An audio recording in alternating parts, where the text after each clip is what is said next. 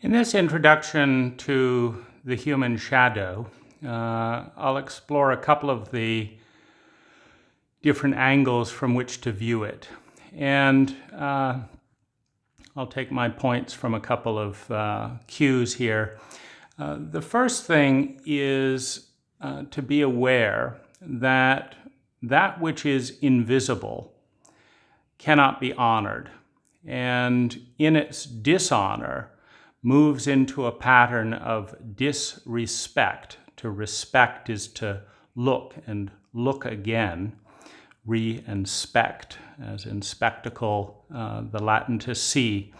And when we cannot see something in ourselves or in the world around us, we bang into it, not gracefully, but with a violation. That which is invisible is violated. And the shadow, that which is denied, suppressed, unconscious, etc., both dark and light, meaning the strengths and traits and graces that are a part of us that we do not recognize and honor, as well as those regressed, darker parts of us that are banished or taboo. When they become unconscious, we violate them and further participate in their deterioration. The next thing to look at in terms of understanding the shadow is that it is a fractal pattern. Out here we have the culture and the culture's history, a country and a country's history.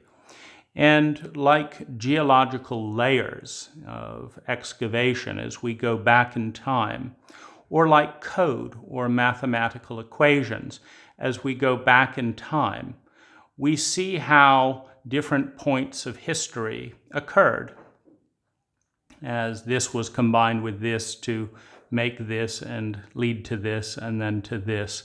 And our present reality, in many ways, is the summation of these mathematical and different layers of our history. And this outer fractal pattern, a fractal meaning that something repeats essentially the same with uniqueness in form, that you can tell it's part of the same pattern like a spiral, but each moment or each point on it has its own uniqueness, suggests that the family system, the present government and the present culture will be a summation in many ways of its past, and that the culture is an expression of all of these different forces and energies vying together, either in partnership or in different degrees of fractious violation.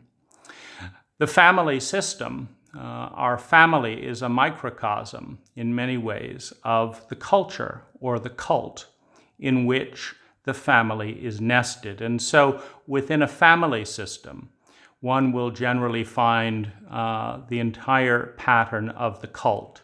Certain things taboo, certain violations occurring between one family member and another. And down at the individual level, the ego and the personality and adaptive personality with all of its separate personas. We have one persona at work, one persona in relationship, one persona in relationship to a feminine person, one persona in relationship to a masculine person, one persona when we're outnumbered, one persona when we have the dominant mass in the situation, when we have the power.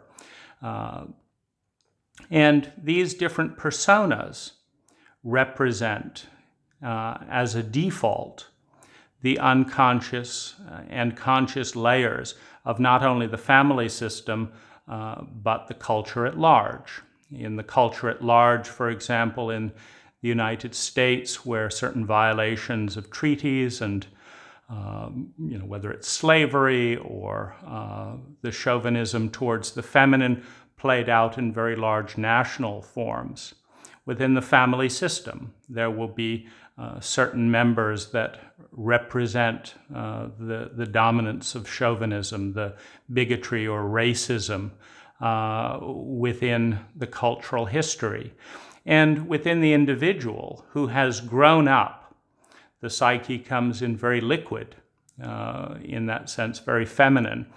That ego personality with all of its personas, the different parts of us that we use as tools to engage with the different parts of the family system, represent that same cultural fractal pattern as a default until an individual, either within the culture or within the family system, or a persona within the individual wakes up and understands in the waking up the freedom to step outside the system, to transcend the system. And every cult, every culture in human history has emphasized certain things and demonized others, has exonerated and buoyed certain traits, certain personas, and repressed others. And the growing child seeking survival, security, love and belonging, and self-esteem, the first four of Maslow's hierarchy of human needs, will take the form that will allow them to survive. If you have racist parents that curse a certain race, the best survival coping mechanism for an individual is to develop an appeaser or to develop a corresponding racial or racist persona in order to belong, in order to feel secure within the family system. And the biggest problem comes in a shadow dynamic in a cult that denies its own history, that likes to avoid talking about Uncle Billy because Uncle Billy is someone that we don't talk about, that likes to avoid talking about certain historical crimes within the culture's history, because we don't like to acknowledge those parts of the culture. And this is represented in the individual human ego by the person who turns away from their more sleazy side, or their the part of them that plays out the pattern of sexual addiction, for example. I don't want to look at that, so let's change the subject. And shadow avoiding cults, be that on a family level, an individual level, or a cultural level, all agree. We just won't talk about certain things. We will put forth the righteousness, those parts of us that fit into the acceptable paradigm.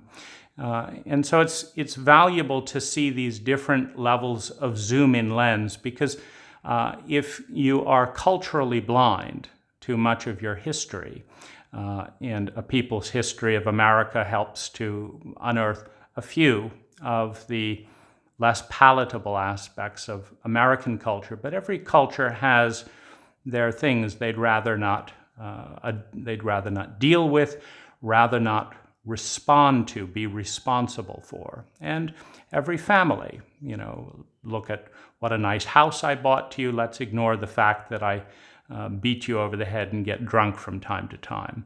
Because the child has to develop a persona to deal with being beaten, and the child has to develop a persona to deal with a drunken parent, and the child has to deal with and develop a persona to deal with a parent that goes into a rage when certain things are talked about. And this is an internalization of this fractal pattern in the individual ego. And this is the individual shadow. The value of understanding the fractal nature of the psyche and reality is that if one cannot discover the shadow within oneself, one's done too good a job of masking it as part of fitting into a shadow-adverse family. It can be useful to read the history of the family, to read the history of the cult to which one belongs, in order to have a clue, to start digging, where are those parts in me? The shadow is that which transcends the paradigm. It is found in minorities, in the anomalous data we willfully ignore and violate and often fear. That which is suppressed and denied is always feared, and thus it is always shame-based. A truly powerful individual, culture, or family can freely acknowledge its limitations, its imbalances, its diseases, all the various forms of suffering that are represented in the national statistics. So if 20% of Americans are depressed, a national statistic, then it's reasonable as a default to assume that 20% of each of us as individuals is depressed, that there's a part in each one of us that doesn't have mobility and free expression. If 1 in 7 Americans is a substance addict, another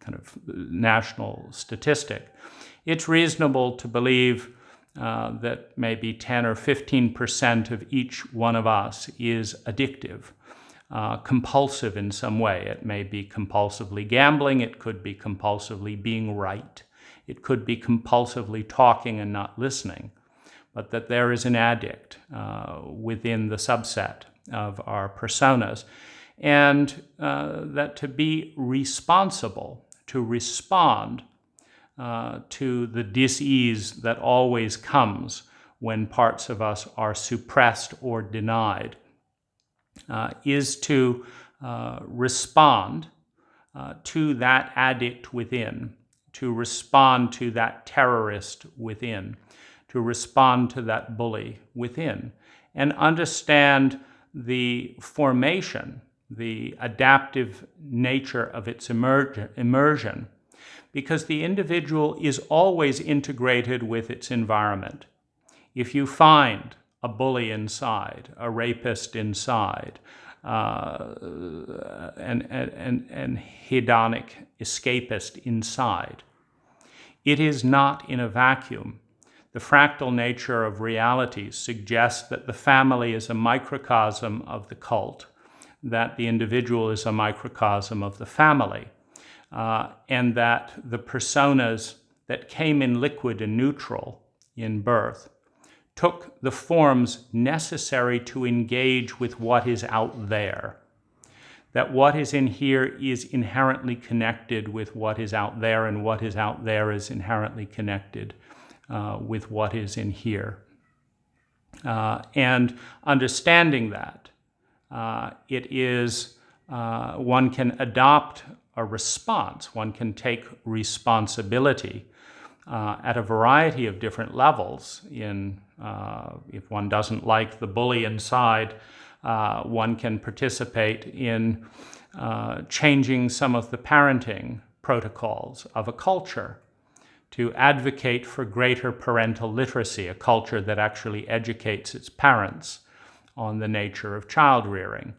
One can similarly deal with this at an individual level by learning how to parent the inner child that is otherwise ashamed and abused by ourselves as the parental system which shamed and abused us.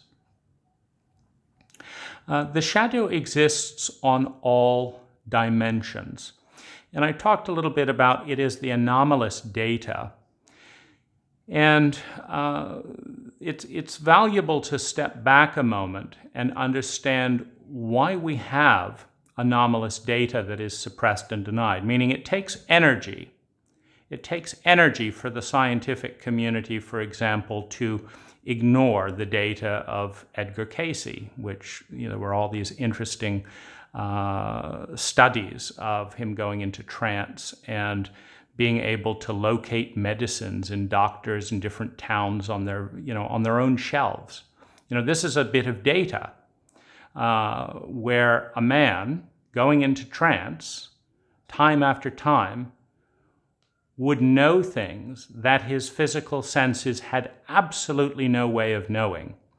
And this does not fit into the scientific paradigm, and so it is willfully ignored by any good, rational, reductionist, materialist scientist. Why is the question? Why do we ignore anomalous data? Why do we ignore minorities and instead cling to the cult narrative of the status quo? Whatever that is. If you're a witch doctor and or a shaman, etc., and do not believe in science at all, it takes effort to ignore the things that the scientific paradigm reveals, just as it takes effort for a scientist to ignore the gaps in the paradigm that certain transcendental personal experiences reveal. And to understand that, and have a little bit of compassion for the basis of the shadow, is to understand that in a trauma-based cult, in a trauma-based culture, a culture that has experienced fear of death socially, financially, emotionally, and in various inner personas, a fear of death that if this part of me comes forward, it will be shamed, stoned, turned into the scapegoat. In a traumatic cult, in a traumatized culture, there is a clinging to the familiar, because trauma always comes from the unknown. And it comes from things that are bigger than ourselves. When we're an infant and we share something and our parents fly off the handle, we don't understand why. And the unknown becomes frightening. The unknown becomes frightening, and what we grasp for is a familiar path through the world that doesn't get us hit, that doesn't get us ostracized, shamed, and feared. And this pattern of grasping for the known and familiar takes us to the party line, to the status quo put out by the family or the cult. Be it a capitalist dogma, a communist dogma, whatever it is clung to as a cult, as a family, and as an individual, as a path of safety. Safety from what? Safety and protection from the underlying expectation that the unknown and the chaos of the unknown leads to trauma, leads to shock, leads to death, leads to terror of some kind. And so we form an attachment to a paradigm which helps us to make sense of the chaos, that gives order and certainty to the unknown, and thus allows us to master the fear of the unknown, which is truly the fear of trauma. As we understand and hold that sense of the known, anomalous data, that data which is outside the set of the paradigm or dogma to which we're clinging, is a threat. It is a threat because it promises chaos, it promises uncertainty, and with it terror, and with it paralysis, and with it coming face to face with the traumatic unknown that is projected when a culture traumatizes itself or its family, or a family traumatizes its children. The child projects the unresolved, denied, and ignored trauma in the past into the future and into the unknown future, and clings to the present. And so the viciousness with which anomalous data and minorities are typically treated comes from a fear of the unknown, and with it, the unknown being a doorway into an expectation of re-traumatization in the present or the future. And so to the degree that a culture is dogmatic rather than creative and diverse, to the degree that a family says this is the way it is in this family, no ifs, ands, or buts, you will become part of this, or I will beat you, I will shame you, I will bully you into submission with the superior mass of the parent, is to the same degree a culture that will be rigid and attack anything that threatens change, anything that brings diversity. The shadow exists on all dimensions. The thoughts that don't fit. I'm this kind of person, but I have this thought. I'm a nice person, but I have this angry thought. It doesn't fit. That goes into the shadow. That's not me, that's not me. It's what is suppressed and denied. It takes energy to suppress and deny something, and so it is only done out of fear. Fear of what? Fear of pain. Traumatic pain repeating itself. The feelings we will not feel are the emotional dimension of the shadow. The impact we refuse to be responsible for, another aspect of the shadow. The data we will not count.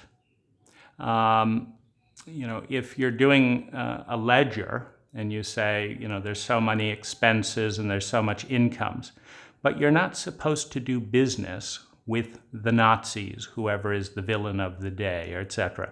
And so money came in from a taboo source. That data has to be ignored. And with it, the ultimate equation has to be falsified. And so the data that we refuse to count, we can't acknowledge that we're rich, because if we did, we'd have to acknowledge that there were millions of dollars coming in from here. And that source is taboo. And so we are not rich, or we're rich in some magical way because we won't count that particular data in the equation. The truths that we will not say and will not see. Dad's an alcoholic, but it can't be said. Mom is, a pathological liar, but that cannot be talked about because of the shame. In a shame-based culture, it's filled with violation and punishment and exclusion of those who are caught transgressing the cultural line, the going beyond the pale, the word for a stone wall in Ireland. The voices we won't hear. This voice in us is talking. It's talking. This doesn't feel right. This doesn't feel right. Something's off here. But to acknowledge that would be to acknowledge that there was something off in the family system. And that's threatening. And to acknowledge that would be to acknowledge that there's something off in the cultural system. And that will get us ostracized by everyone who is clinging to the party line. And so there is a fear-based induction into the cult shadow on an individual level by using the dominant mass of the majority and the grown-ups to intimidate and brainwash the young into finally, hopefully, agreeing to see things as everyone else does. The people we ignore, of course, are part of the anomalous data. We're Christian and we're good people, but we just drove by this homeless person. Yeah, but that doesn't count. We're going to ignore that group of people. We're Christian with the people we meet in church, but we're not Christian with all of God's people, because it would cause disruption in the status quo. The faces of ourselves we hide in sleep. The faces of ourselves that we do not let ourselves see. Each of these dimensions and many more have a trauma. And one of the things that's important to understand as a general paradigm is that energy is circular. Sustainable energy patterns are circular. A wheel has to go through 360 degrees. If you want to ride your bike, every spoke of that wheel must make contact with the ground. And if certain spokes are blacklisted, are taboo, those interactions have to go underground. When prohibition in the United States banished alcohol and the commercial distribution of alcohol, alcohol was part of the lubrication that let people black out and get through some of the taboo personas that are part of the psyche. The personas that were not welcome in polite society still need a place to come out, and they came out in alcohol. So rather than alcohol disappearing, it created the mafia, and the number of speakeasies and covert businesses selling alcohol went up 400% during Prohibition. So when you suppress something, it often brings attention to it and amplifies it, but it goes underground. And so a culture of secrecy and criminality, you create criminals by making a variety of symptoms and a variety of behaviors taboo that have something to do with the system. Meaning, if you have angry black men committing crimes, there is a source for that anger within the cult. But when that source is denied, when you should be over slavery and all that, and all the repercussions and self-image and stuff, we're not going to count that. Then the black men have to be criminalized, because the causes, the underlying forces within the culture are not to be talked about.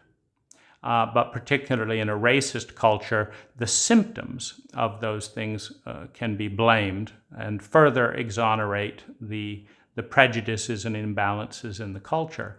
And so every system has a circular nature to it. The feelings, the colors, the view. If you have good eyesight and you turn around, you see well 360 degrees, and you see into those areas that are taboo. And so to the degree that a cult is simplistic, that it is boxed in and voids certain human experiences as valid, certain feelings as valid, certain experiences or human states as valid, those states will go underground and express themselves covertly, and in doing so, will tend to deteriorate.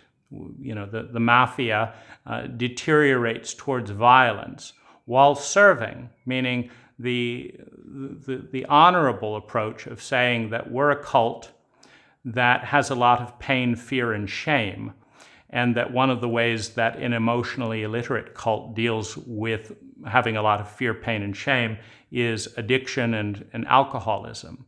That's a treatment of a state created within the culture as a whole. When that treatment is pushed down, then you create this partition of more and more criminality. And so one can find the degree that a cult honors its full system, its full data set, in part by the percentage of people who have committed a crime. And in the United States, I think it would be fair to say that 100% of the population is criminal, whether it's going over the speed limit, drinking over the amount, not paying their full share of taxes, that 100% of the population is criminal because the system is making it necessary to transgress the cult box in order to meet human needs of survival, security, love and belonging, self-esteem. When someone transgresses a cult taboo and is no longer welcome at the table, but the reason that taboo was transgressed is not examined, all you do is create secrets and shameful secrets where everyone is afraid of being found out.